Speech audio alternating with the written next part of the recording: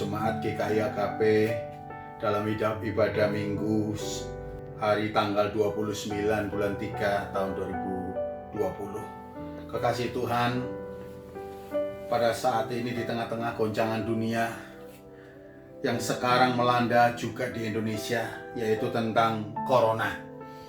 Semua manusia pada takut, tidak ada manusia yang tidak takut, panik. Bahkan untuk menjaga diri sendiri panik, untuk membeli kebutuhan sehari-hari pun sampai panik juga.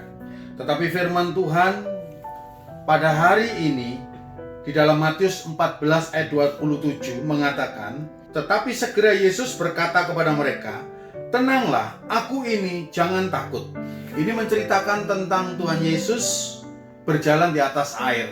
Pada waktu itu murid-murid lagi naik perahu dan ditimbus atau terkena angin sakal sehingga perahu hampir tenggelam, diombang-ambingkan karena angin sakal. Nah, pada waktu itu kira-kira jam 3 malam, Tuhan datang melangkah di atas air. Murid-murid yang senantiasa selalu bersama dengan Tuhan, mereka tidak peka, disangkanya hantu. Tetapi Tuhan berkata, tenanglah, aku ini, jangan takut. Nah, saat ini mungkin kita mengalami masa ketakutan seperti murid-murid ini. Mungkin kita takut tertular wabah virus corona atau apapun dan yang lainnya. Terutama juga terimbasnya ekonomi yang semakin tidak menentu karena orang-orang harus diliburkan ke rumah. Nah, kita percaya kepada Tuhan bahwa Yesus adalah Tuhan yang sanggup memelihara kita, sanggup menjaga kita. Sehingga sakit apapun dan keperluan apapun Tuhan pasti jamin. Nah, bukan ini secara kebetulan Bapak Ibu, bahwa kita sengaja ibadah di rumah. Bukan ini takut. Ada banyak orang mengatakan kita tidak beriman, kita takut terhadap virus corona. Tidak, kita bukan takut, tetapi kita melakukan hal yang bijaksana, satu langkah yang bijaksana. Kenapa? Karena Tuhan sendiri pernah, Bapak Ibu dan saudara-saudara yang kekasih dalam Tuhan, diancam oleh orang-orang Yahudi. Tuhan menyingkir. Apakah Tuhan takut? Tidak. Tuhan memakai hal yang bijaksana karena masih ada waktu yang Tuhan akan kerjakan. Demikian juga Rasul Paulus. Pada waktu Rasul Paulus mau dianiaya dengan orang-orang Yahudi, Rasul Paulus diturunkan melalui keranjang. Apakah Rasul Paulus takut? Tidak. Dia mengambil saat yang bijaksana. Nah, saat ini kalau kita ibadah di rumah, kita harus bijaksana.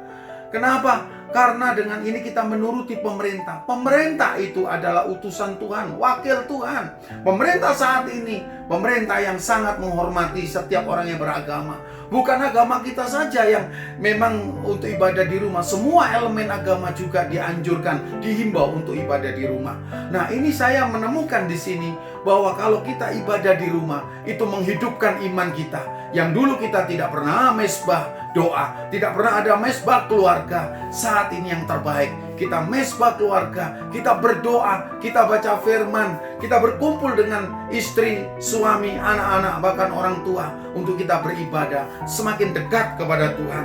Dan percayalah bahwa Tuhan ada selalu bersama dengan kita. Tuhan berkata, tenanglah. Tuhan tidak berkata jangan takut dulu, tapi Tuhan berkata apa? Tenanglah. Baru berkata kemudian jangan takut.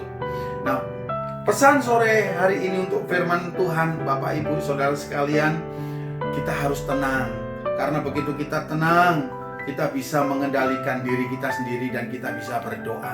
Saya berdoa terhadap gereja GKI AKP Surabaya. Kiranya firman Tuhan yang cukup pendek ini untuk bisa membuat kita lebih dekat kepada Tuhan, lebih sungguh-sungguh kepada Tuhan. Sehingga kita tidak mengurangi kita untuk kita beribadah. Baik dimanapun kita beribadah, saat di rumah pun kita tetap beribadah kepada Tuhan. Karena kita percaya bahwa Tuhan yang kita sembah adalah Tuhan yang hidup.